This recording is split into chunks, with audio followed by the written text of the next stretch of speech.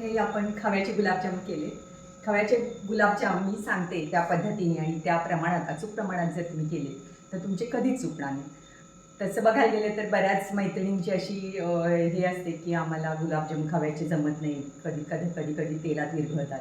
पण तुम्ही जर माझ्या सांगितलेल्या प्रमाणाप्रमाणे जर ते केले तर ते कधीच चुकणार नाही. तर मैत्रिणींनो, नक्की प्रयत्न करून बघा.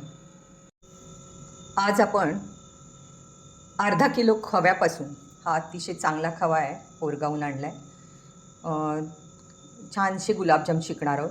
यामध्ये हा अर्धा किलो खवा आहे. छोटी वाटी अशी आहे, छोटीशी वाटी, ती भरून मी मैदा घेतलेला आहे. यामध्ये खायचा सोडा घातला, एक चिमूटभर, हा खायचा सोडा आहे, एक चिमूटभर मीठ.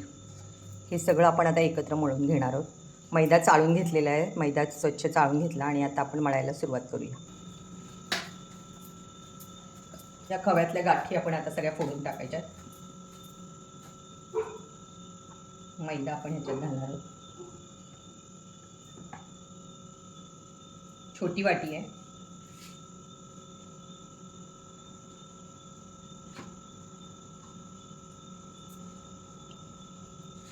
मोठी वाटी असेल तर अर्धी वाटीच घ्यायचा आहे खवा.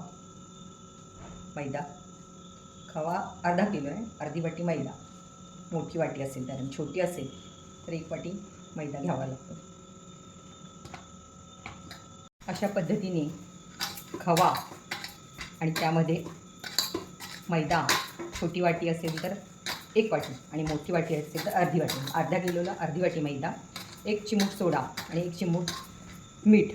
गोड जरी पदार्थ असला तर किंचित मीठ घातलं की तो पदार्थाची चव आणखीन वाढते.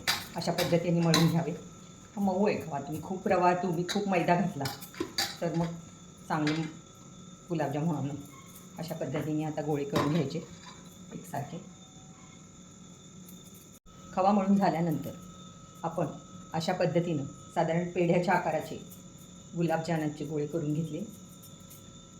साधारण एका साईजचे करायचा आपण प्रयत्न केलेला आहे. यामध्ये साधारण अर्धा किलोमध्ये 50 गुलाबजाम तयार होतात. इकडं आपण तेल तापवायला ठेवलेलं आहे. हे तेल पहिल्यांदा मोठा गॅस करून तापवायचं आणि नंतर मंद गॅसवर आपण आता गुलाबजाम तळणार आहोत. गुलाबजाम तळताना पेन मंद गॅस ठेवून अशा पद्धतीने आपण गुलाबजाम तळून घेणार आहोत. गॅस मंद ठेवला तरच आतपर्यंत तळले जातात, म्हणून गॅस मोठा करायचा नाही. मंद गॅसवर आपण हे गुलाबजाम आता असे तळून घ्यायचे. कढईमध्ये आपण 2 ग्लास साखर घेतलेली आहे, साधारण अर्धा किलो. त्यामध्ये आपण आता पाणी घालणार आहोत.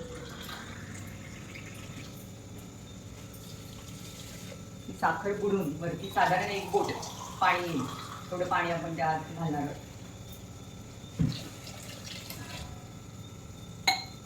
आपण इकडे गुलाबजाम तळतो आणि एका बाजूला आपण पाक करायला घेतला आहे. पाक हा खूप घट्ट करायचा नसतो, एकतारी नसतो, एकतारीपेक्षा कमी. म्हणजे साखर विरघळली आणि थोडा वेळ झाला की पाक तयार झालाच समजायचा.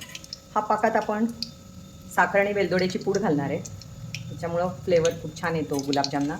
साधारण एक 5-6 वेलदोडे बारीक करून त्याची पूड केली मी आणि ती आपण ह्याच्यात घातलेली आहे.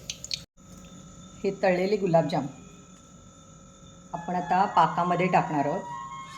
हा पाक आहे, हा पातळ पाक आहे, 1 तारीपेक्षा कमी आहे. ह्यात आपण थोडी वेलदोड्याची पूड टाकलेली आहे आणि हा थोडा कोमट झाल्यावर आपण यामध्ये गुलाबजाम पण कोमट व्हावे लागतात. मग हे आपण हे गुलाबजाम पाकामध्ये सोडणार आहोत.